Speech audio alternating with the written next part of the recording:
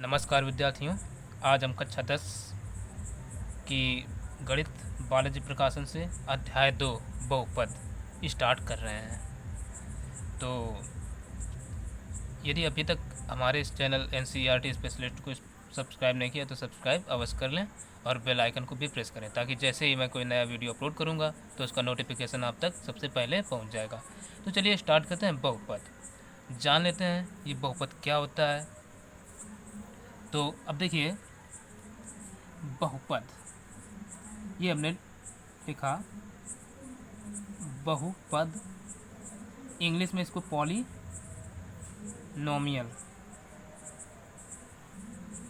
ठीक है, कहते हैं। अब देखो, बहुपद जो शब्द है दो शब्दों से मिलकर बना है, बहुत और पद। इसका मतलब क्या हुआ, यानी जहाँ बहुत सारे पद हैं वही बहुपद है, ठीक है। और इसमें भी देख लेते हैं, इंग्लिश में पॉली मीन्स होता है मैनी, और ये जो नोमियल है इसका मीनिंग होता है टर्म्स, यानी मैनी टर्म्स। जहाँ मैनी टर्म्स है वो क्या है, पॉलीनोमियल है। खैर, इसकी जो परिभाषा है अच्छे से वो देख लेते हैं, ठीक है। तो बहुपद की परिभाषा क्या होगी,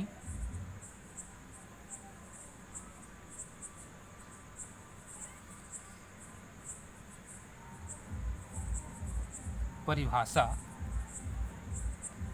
तो ये देखिए, एक ऐसा बीजीय व्यंजक जिसके चर की घात एक पूर्ण संख्या हो बहुपद कहलाता है। यानी कोई भी बीजीय व्यंजक है उसके यदि चर की घात एक पूर्ण संख्या है तो वो बहुपद होगा। पूर्ण संख्या के स्थान पर हम नॉन नेगेटिव इंटीजर्स भी लिख सकते हैं या ऋणेतर पूर्णांक, ठीक है। तो हमने ये सरल शब्दों में लिखा। पूर्ण संख्या पता होगा, यदि नहीं पता है तो वो भी हम बेसिक कॉन्सेप्ट और बता देंगे इस अध्याय में, ना चल के तो कहीं फर्स्ट चैप्टर के अकॉर्डिंग बता देंगे। अब देखिए, यहाँ हमने कुछ एग्जांपल लिए, 3x² + 2x। तो ये देखिए, 3x² दो एक पूर्ण संख्या है और यहाँ एक पूर्ण संख्या है। इसी प्रकार से इसका 2x, यह भी एक पूर्ण संख्या है, और x + 2 चर क्या x है तो इसकी जो घात है एक है, पूर्ण संख्या है। तो ये हो गया बहुपद, ठीक। अब देखिए, बहुपदों को हम कैसे डिनोट करते हैं तो ये भी हम बता देते हैं। तो देखिए, बहुपदों को प्राय हम px, gx व fx आदि से प्रदर्शित करते हैं, ठीक है। तो ये नहीं समझना है कि समीकरण नहीं है, ये केवल प्रदर्शित किया गया कि ये बहुपद है। और देखिए, जैसे एग्जाम्पल में हम दिखाया px = x + 2, gx = 3x + 3 + x और fx = 3x² + 2x + 3। तो इस प्रकार से हमने शो कर दिया कि ये बहुपद हैं और ये समीकरण नहीं है। समीकरण में अंतर क्या होता है वो भी हम बताएंगे, लेकिन इसके पहले अभी हम देखते हैं, यहाँ एक शब्द आया है बीजीय व्यंजक। तो ये बीजीय व्यंजक क्या होता है ये भी हम देख लेते हैं। तो देखिए, बीजीय व्यंजक क्या होता है, अलजेब्रिक एक्सप्रेशन। तो कुछ निश्चित चर तथा अचर राशियों के योग, अंतर, गुणा तथा भाग के संयोग से बने पद को बीजीय व्यंजक कहते हैं। अब देखिए, इनमें हम देखते हैं योग। तो देखो, चर 3 यहाँ चर है और ये अचर है, इनका क्या हुआ, गुणा, योग, ये सब होकर हुआ जो एक पद बना, ये क्या कहलाएगा, बीजीय व्यंजक। यहाँ 3x² प्लस या x² + 3 और यहाँ 3x, तो ये चर, ये अचर, और ये चर, ये अचर, इन्हीं के संयोग से तो ये पद बन रहे हैं। तो ये सब क्या है, बीजीय व्यंजक हैं, ठीक है। तो ये विशेष ध्यान रखना है। और एक छोटा सा हम बात बताते चलें, समीकरण और बहुपद में क्या अंतर होता है। तो समीकरण में बराबर का चिन्ह होता है और बहुपद में ऐसा कुछ नहीं होता, ये ध्यान रखना है, ठीक है। तो चलो ये बता देते हैं। खैर, तो अब यहाँ देखिए, समीकरण तथा बहुपद में अंतर क्या हुआ, समीकरण में बराबर का चिन्ह होता है तथा बहुपद में नहीं होता। तो ये सिंपल है। अब देखो, इतना हम देख लेते हैं, हमने वही चीज़ व्यंजक लिखा x² + 3x + 2। अब इसमें इक्वल में क्या है, 0 है, तो ये समीकरण बना। अब ये पी ऑफ एक्स, यहाँ बहुत से लोग कहेंगे कि ये बराबर तो लगा है, परंतु ये केवल शो करने के लिए लगा है कि ये पी एक्स ये दर्शा रहा है कि ये एक बहुपद है। ठीक है, तो ये हुआ बहुपद। ठीक, इसका मतलब ये नहीं है कि पी एक्स इसके बराबर है, नहीं, ये केवल शो किया गया है कि ये बहुपद है। हम पी एक्स के बजाय जी एक्स भी लिख सकते हैं, किसी से भी शो कर सकते हैं। तो ये समीकरण और बहुपद में अंतर होता है। अब देखते हैं कुछ और चीज़ें आगे की स्लाइड में। अब देखते हैं बहुपद का मानक रूप। तो बहुपद का मानक रूप क्या होता है, तो इसको भी हम अब बता देते हैं। तो देखिए, बहुपद का मानक रूप कह रहा है किसी बहुपद के आरोही व अवरोही क्रम को बहुपद का मानक रूप कहते हैं। यानी कोई भी एक बहुपद है तो उसका आरोही और अवरोही क्रम जो होगा वही उसका मानक रूप कहलाता है। तो ये बात ध्यान रखना है। अब देखो, कुछ एक आध हमने एग्जाम्पल लिए। जैसे आरोही क्रम में हमने एक एग्जाम्पल लिया, उसमें लिखा 3x² + 7x + 4, और उसी को अवरोही क्रम में लिखा 4 + 7x + 3x²। तो ये है एक ही व्यंजक, बस इधर आरोही क्रम है, इधर अवरोही क्रम। तो ये कहलाएगा इसका मानक रूप। ठीक है, तो आशा है समझ में आ गया होगा। तो बहुपदों के प्रकार देखते हैं। पहला होता है घातों के आधार पर, यानी बेसिस ऑन द एक्सपोनेंट्स या बेसिस ऑन द पावर्स। ठीक है, तो इसके आधार पर इसको हम कई अलग अलग भागों में बांटेंगे। तो पहला जो बहुपद आता है वो आता है रैखिक बहुपद। तो रैखिक बहुपद क्या होता है, यानी लीनियर पॉलिनोमियल। तो देखिए, ऐसा बहुपद जिसके चर की घात एक हो, यानी जिसके चर की घात केवल एक हो, वो कहलाता है लीनियर पॉलिनोमियल। देखते हैं एग्जांपल, x + 2, यानी इसका चर x है, इसकी पावर कितनी है, 1। 3x + 7, पावर कितनी है x की, 1। तो ये हो गया हमारा रैखिक बहुपद। अब आता है दूसरा द्विघात बहुपद। तो देखते हैं द्विघात बहुपद यानी क्वाड्रेटिक पॉलिनोमियल। तो जिसके चर की घात 2 हो, द्विघात बहुपद कहलाता है। नाम से ही क्लियर है, हमें इधर उधर ज़्यादा सोचने की ज़रूरत ही नहीं, नाम से क्लियर है। द्विघात बहुपद यानी जिसके चर की घात 2। Example 3x² + 7x + 4। तो यहाँ x की घात कितनी है, 2।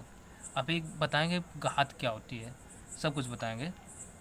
तो ये हमें पता कर लेना है कि किसी भी बहुपद में जो भी सबसे बड़ी घात वाला पद होता है वही बहुपद की घात होता है। तो ये याद रखिए। अब अगला बहुपद देखते हैं त्रिघात बहुपद। अब देखते हैं त्रिघात बहुपद। तो देखिए, त्रिघात बहुपद यानी क्यूबिक पॉलिनोमियल क्या होता है, जिसके चर की घात 3 होती है, त्रिघात बहुपद कहलाता है। ठीक है, सिंपल है, नाम से ही क्लियर है। त्रि एक प्रेफिक्स होता है जो हिंदी में 3 के लिए यूज होता है, याद रखना है। अब देखिए, जैसे 3x³ + 2x² + 7x + 2, घात अधिकतम कितनी है, 3, इसलिए त्रिघात बहुपद हुआ। 3x² + 4, घात कितनी है अधिकतम, 3, इसलिए त्रिघात बहुपद हुआ। ठीक है, तो ये क्लियर हो गया होगा। चतुर्थ घात बहुपद यानी बाय क्वाड्रेटिक या क्वार्टिक पॉलिनोमियल। तो ये हमें याद रखना है। तो देखिए, जिसके चर की घात 4 हो, चतुर्थ घात बहुपद कहलाता है। अधिकतम घात कितनी होगी, 4 होगी। एग्जाम्पल देख लेते हैं। जैसे हमने लिखा x⁴ + 3x + g, चलो 10 कर दिए ये, और इधर 4x², चलो पावर 4 + 7x³ + 3x² + का 4, ये सब क्या है, चतुर्थ घात बहुपद हैं। ठीक है, तो ये क्लियर हो गए होंगे। ना हो तो वीडियो को दोबारा देखिए, फिर से देखिए, बार बार देखिए। तो ये बहुपदों के प्रकार हैं। अब हम देख लेते हैं इसके कुछ और प्रकार जो कि होंगे पदों के आधार पर। इसमें हमें 4 घातों तक ही बहुत ज़्यादा मुश्किल से पूछे जाएंगे, इससे आगे नहीं पूछे जाएंगे। तो यहीं तक हम बता रहे हैं। पदों के आधार पर देखते हैं। अब देखते हैं पदों के आधार पर बहुपद यानी बेसिस ऑन द टर्म्स। तो पहला जो बहुपद है हमारा वो है एक पदी बहुपद यानी मोनोमियल। तो ये क्या होगा, ऐसा बहुपद जिसमें केवल एक पद होता है एक पदी बहुपद कहलाता है। जिसमें केवल एक पद हो एक पदी बहुपद कहलाएगा। जैसे देखिए 3x 2x 7x स्क्वायर या और कुछ भी हो, केवल एक पद हो बहुपद एक पदी बहुपद कहलाएगा। फिर आता है द्विपदी बहुपद बायनोमियल पॉलिनोमियल, जिसमें केवल दो पद हों द्विपदी बहुपद कहलाएगा। जैसे 3x स्क्वायर प्लस 2 या x प्लस 2। तो ये हमने कुछ एग्जाम्पल लिए हैं। अब इसके बाद आता है त्रिपदी बहुपद यानी ट्राइनोमियल पॉलिनोमियल, जिसमें केवल तीन पद हों। ठीक है ना, उपद नहीं समझना है, तीन पद हैं। तो जैसे 3x cube plus 4x plus 2। देखिए पद कहाँ से हमें पता करते हैं कि इसके बीच में कोई साइन नहीं है, तो ये यहाँ से यहाँ तक एक पद, प्लस आ गया बीच में तो ये यहाँ से दूसरा पद, ये तीसरा पद। ठीक है ना, 1 2 3 ये तीन पद। इसमें देखो 1 2 3 ये तीन पद हो गए। इसमें देखते हैं 1 2 2 पद हैं, इसमें 2 पद हैं, इसमें एक एक पद है। तो यहाँ से हमें पद भी पता करना है। तो ये हो गए। कुछ और बहुपद देख लेते हैं, जैसे कि शून्य बहुपद यानी जीरो पॉलिनोमियल। अब देखते हैं शून्य बहुपद होता क्या है यानी जीरो पॉलिनोमियल। देखिए ऐसा बहुपद जिसके सभी पदों के गुणांक शून्य हों शून्य बहुपद कहलाता है। ठीक है, यानी जिसके सभी पदों के गुणांक क्या हो शून्य हो, शून्य बहुपद कहलाता है। जैसे 0x square plus 0x plus 0 यानी पद सभी देखिए गुणांक क्या है, 0 है। अब फिर 0x cube plus 0x square plus 0x plus 0 इसके भी गुणांक क्या है, 0 हैं। तो ये क्या हुआ, शून्य बहुपद। अंतिम बचता है हमारा अचर बहुपद, जो कि हमें पढ़ना है, यानी कांस्टेंट पॉलिनोमियल। देखिए ऐसा बहुपद जिसमें केवल एक पद हो, वो भी वास्तविक संख्याओं का अचर बहुपद कहलाता है। यानी कोई भी वास्तविक संख्या है तो वो अचर बहुपद होता है। अब देखते हैं बहुपद की घात यानी डिग्री ऑफ पॉलिनोमियल्स होता क्या है। तो देखिए किसी बहुपद में चरों की अधिकतम घात को बहुपद की घात कहते हैं। यानी चरों की अधिकतम घात जितनी भी होगी वो बहुपद की घात कहलाएगी। तो कुछ एग्जाम्पल समझते हैं। जैसे ये लिखा है 3x square plus 7x plus 2। तो इसमें अधिकतम घात क्या है, 2, तो घात हो गई 2। अब अगला लिखा हमने 4x square plus 3x cube plus 2। तो अधिकतम घात कितनी है, 3, तो घात हो गई 3। और अगला लिखा 4x square plus 3xyz plus 2। तो यहाँ घात हो गई 3। ये 3 कैसे आए, देखिए एक घात इसकी, एक इसकी और इसकी, और ये तीनों ही जब मल्टीप्लाई में गुणा में है तो इनकी घातें जुड़ जाएंगी। तो अधिकतम घात क्या हो गई, 3। तो ये ऐसे इसकी घात हो गई 3। तो ये विशेष ध्यान रखना है। ठीक, तो घातें समझ में आ गई होंगी।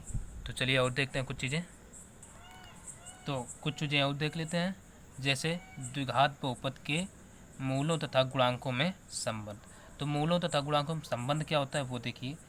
तो अब देखिए यहाँ पर हमें कोई एक बहुपद दिया गया है, कहा है यदि द्विघात बहुपद ax square plus bx plus c के मूल अल्फ़ा, ये अल्फ़ा है और ये बीटा, अल्फ़ा व बीटा हों, तब मूलों का योगफल यानी अल्फ़ा प्लस बीटा बराबर क्या होता है, -x का गुणांक बटे x स्क्वायर का गुणांक। यानी यहाँ x का गुणांक कितना है, b, तो ये होता है -b, और x स्क्वायर का गुणांक a तो अपान है, यानी -b अपान a हो गया। इसी प्रकार से मूलों का गुणनफल यानी अल्फ़ा इंटू बीटा बराबर अचर पद बटे एक्स स्क्वायर का गुणांक। तो अचर पद क्या है, c, और एक्स स्क्वायर का गुणांक है a। तो ये होगा, इनको याद रखना है। ठीक है, और एक विशेष चीज़, ये बहुत से लोग भूल जाते हैं, नहीं लिख पाते। जब मूल दिए हों तब द्विघात बहुपद होता है एक्स स्क्वायर माइनस मूलों का योगफल इंटू एक्स प्लस मूलों का गुणनफल। यानी और बहुत से लोग बराबर में 0 लिख दें, वो गलत हो जाए, वो समीकरण बन जाता है। ठीक है, तो x square minus alpha plus beta into x plus alpha beta, ये हो गया द्विघात बहुपद। ठीक, तो ये इतनी चीज़ें हुई। तो कुछ चीज़ें और देख लेते हैं, इसके बाद अगले वीडियो में एक्सरसाइज हल करवाएंगे। तो कुछ सम्मित फलनों के कुछ परिणाम ये देख लेते हैं। तो पहला परिणाम क्या है, यदि हमें मिल जाएगा alpha square plus beta square, तो उसको इस तरह से चेंज कर लेना है, अल्फ़ा प्लस बीटा का whole square minus 2 alpha beta. अगर अल्फ़ा माइनस बीटा का होल स्क्वायर मिले तो इसको हमें अल्फ़ा प्लस बीटा का whole square minus 4 alpha beta, और यदि अल्फ़ा,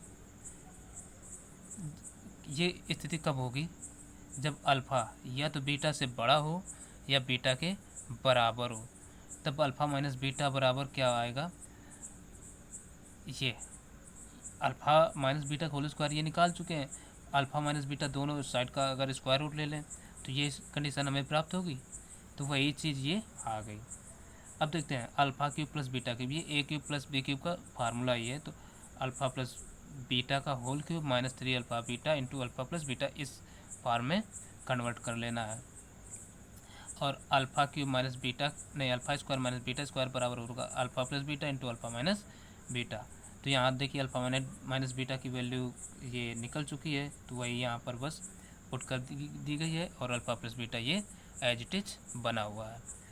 तो ये था फर्स्ट चैप्टर से रिलेटेड जितना भी बेसिक कॉन्सेप्ट, तो वो हमने करवा दिया है फर्स्ट एक्सरसाइज से, और आगे का जो भी आएगा वो आगे की वीडियोज़ में बताते चलेंगे, और अगले के वीडियो में हम एक्सरसाइज सॉल्व करवाएंगे।